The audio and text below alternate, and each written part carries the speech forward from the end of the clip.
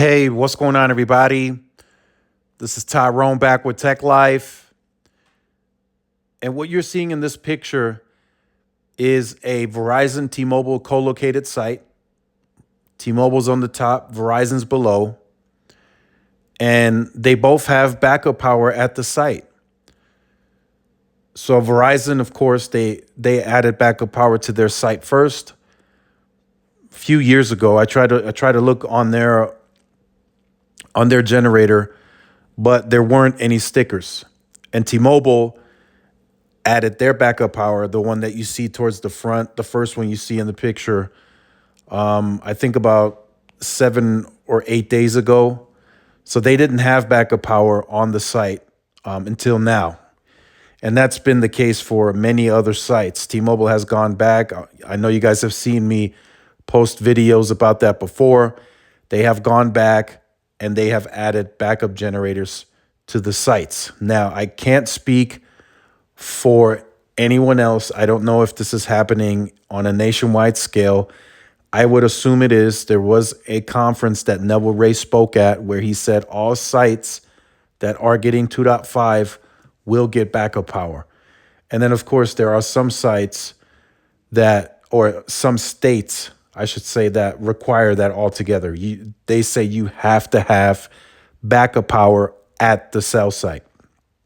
So this is good for T-Mobile because this improves reliability across the board. And what do I mean by reliability? Does power really go out that much? Yes and no. It can happen. And the fact that small cells don't have backup power means if the small cells go out for whatever reason, fiber cut, a cut to that specific power, whatever the case may be,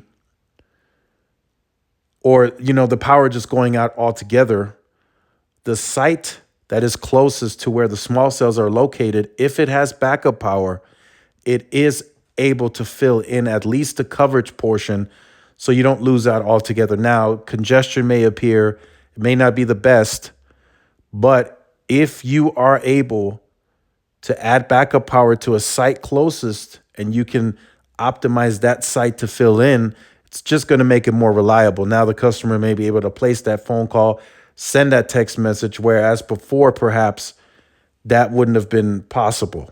Just for an example, I'm not saying that that's going to be a scenario that you may face, but it could happen. It could very well happen. And that's why AT&T and Verizon have taken it up on themselves to add backup power for years now. So T-Mobile is late to that game, but they're getting it going. They're investing in that, and sites are getting backup power, at least in El Paso.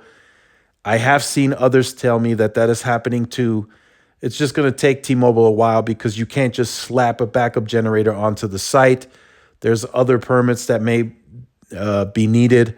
There's other lines that have to be ran to the site. So it's a process, right? We are just barely 2 years in now, as of April, into the Sprint T-Mobile merger. So T-Mobile is going to have to continuously invest over the years to really get the network up to standard and up to par when it comes to what we call proper networking across the board.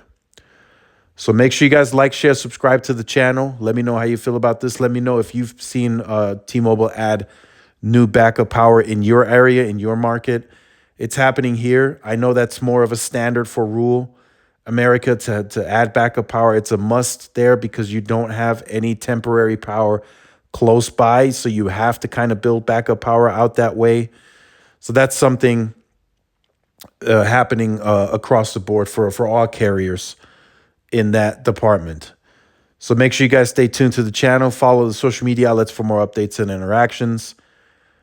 This is Tyrone with Tech Life, and I will see you guys in the next one. Peace.